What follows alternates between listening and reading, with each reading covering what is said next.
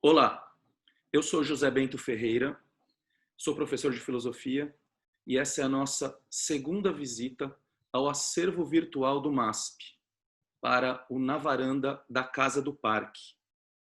Nós perdemos de vista as diferenças entre meios tão diferentes quanto imagens religiosas e retratos, com a diversidade de olhares que ambos são capazes de produzir.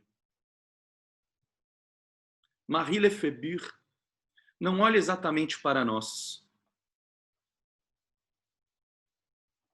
Ela parece reagir distraindo-se por causa da presença do olhar que viria de outra pessoa, situada no nosso ponto de vista.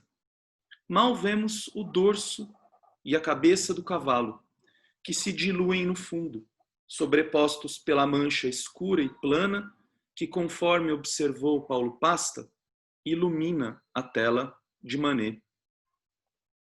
Distração e alheamento estão também no olhar do jovem que folheia displicentemente as páginas de um livro, na pintura de Almeida Júnior. O rubor do seu rosto lembra tonalidades do caipira picando fumo e situa o olhar no fogo cruzado entre um sol improvável nessa cena bucólica, porém um pouco sombria, e o calor provocado por seus pensamentos. Muito mais concentrado no espectador é o olhar de Fernando VII, rei da Espanha por alguns meses depois da deposição de Carlos IV e antes da invasão napoleônica. O retrato transmite autoridade e genealogia, a legitimidade da sua linhagem, ainda vigente na Espanha dilacerada entre as luzes e o absolutismo. O espectador é um privilegiado por receber esse olhar em meio às pinceladas, ao mesmo tempo elegantes e vigorosas, da gola e da orelha, como se o olhar fosse tudo o que esse retrato precisasse ser.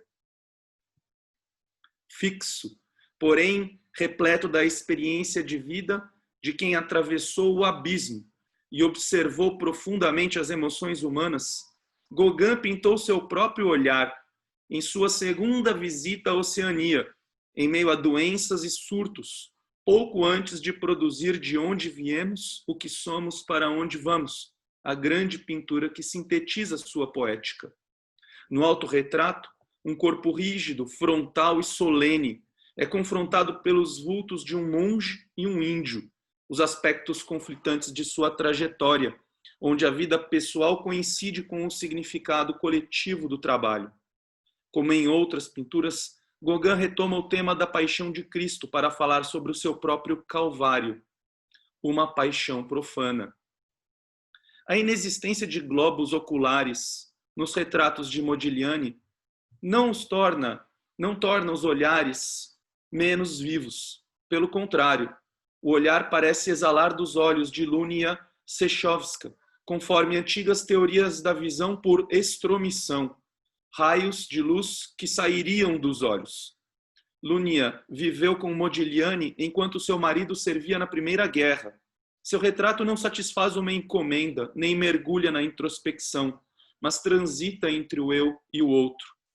É comum relacionar as pinturas de Modigliani com os tradicionais ícones bizantinos, que nas primeiras décadas do século XX, ressurgiram para os olhos do público, fora das igrejas, e inspiraram os pintores modernos. As formas planas, as linhas rígidas, o corpo alongado e o olhar frontal, de fato remetem a uma outra pintura do MASP. No século XIII, a transposição das estátuas de culto para os quadros pintados representou o período em que a história da imagem e a história da arte coincidiram no Ocidente.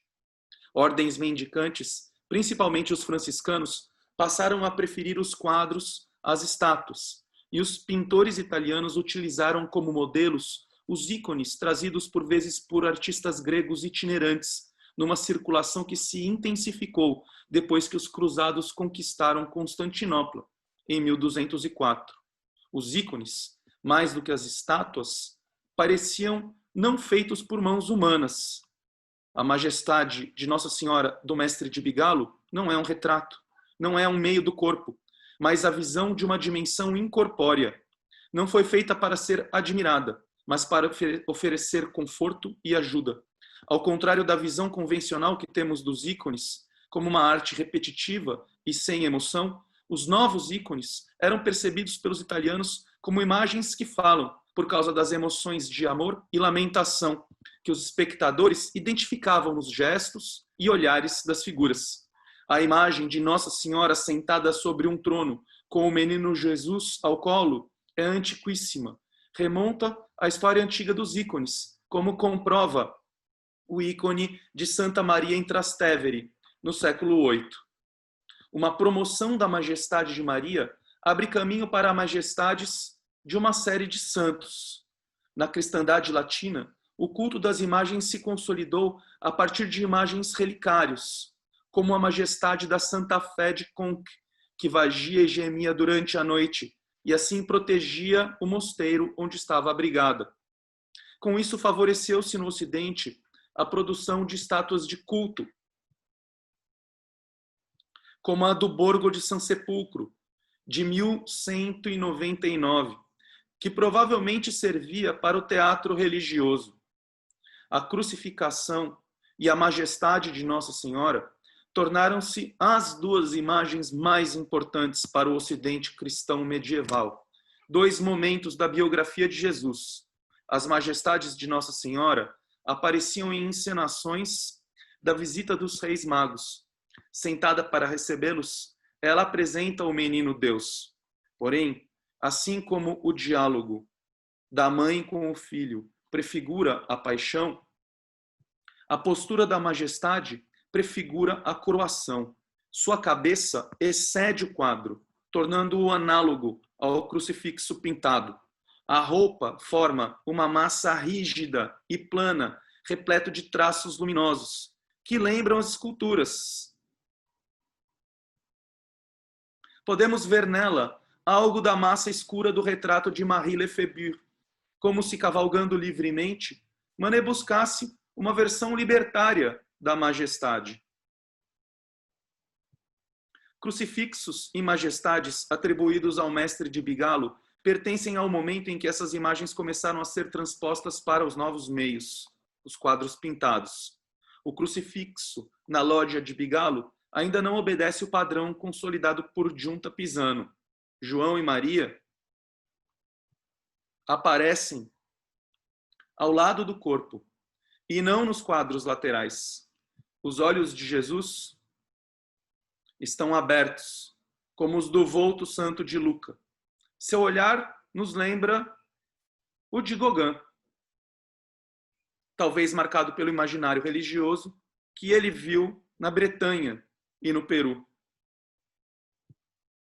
Ao contrário dos ícones, que integravam um espaço visual litúrgico rigorosamente estático, os quadros pintados eram móveis e, portanto, integravam um espaço visual mais teatral, performático.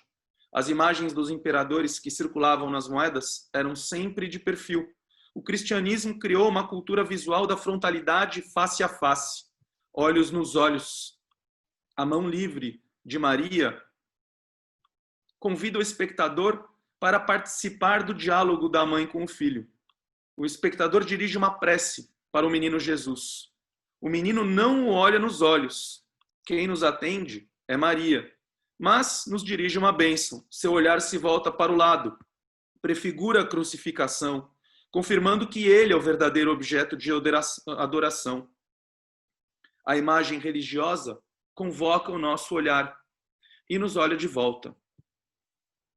Essa foi a nossa segunda visita virtual ao MASP. Obrigado e até a próxima.